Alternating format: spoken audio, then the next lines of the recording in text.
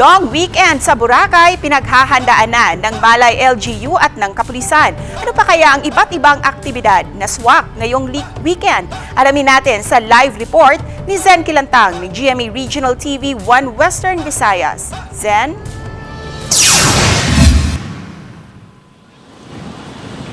Cecil, bago pa man ang pagbabalik eskwela sa Martes, susulitin na raw ng mga kababayan natin ang long weekend sa pagpunta sa iba't ibang lugar upang mag-enjoy.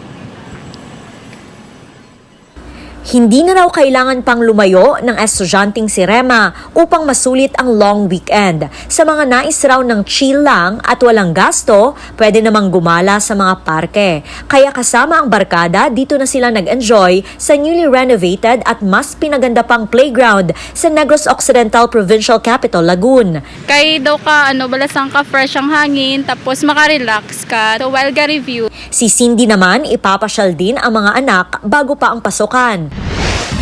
Sa mga nais ng road trip, pwede namang umakyat sa Baguio. Pero ramdam na sa Marcos Highway sa Tuba, Benguet ang pagbigat ng daloy ng trapiko ngayong umpisa ng long weekend. Pero enjoy naman ang pamamasyal sa lungsod gaya ng magkakamag-anak na ito. Siyempre after ng pandemic, lahat nag-excited. And then first time ulit namin makapasyal ng Baguio kasama tong baby namin. Ayon sa Baguio City Police, inaasahan na papalo sa 10,000 ang tourist arrival sa lungsod ngayong long holiday weekend, kaya 100% nakadeploy ang mga police personnel sa pagdagsa ng mga turista. Inaasahan na rin ang pagdagsa ng mga turista na nais mag-long weekend holiday sa world-class beach ng Boracay, kaya naman pinaghahandaan na ito ng LGU. Ang safety ng mga tourist natin and as well as yung talagang sinasabi natin na total experience ng tourist natin.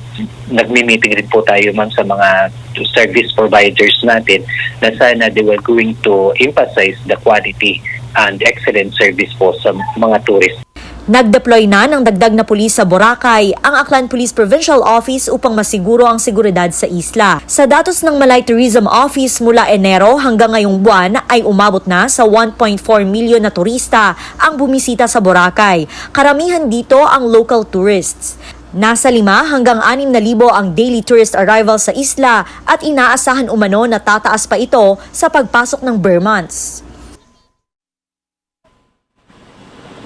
Cecil, sa ngayon ay unti-unti nang dumadagsa ang mga turista dito sa Tabon Port papunta sa isla ng Boracay. Naka-standby naman ang kapulisan, ang mga kawani ng Bureau of Fire Protection, PCG at emergency responders upang masiguro ang seguridad ng mga bisita. Paalala naman ng port management dito sa Tabon Port sa mga turista na kailangang ihanda agad ang mga dokumento gaya ng hotel booking na DOT accredited at identification cards upang hindi ma-delay sa biyahe.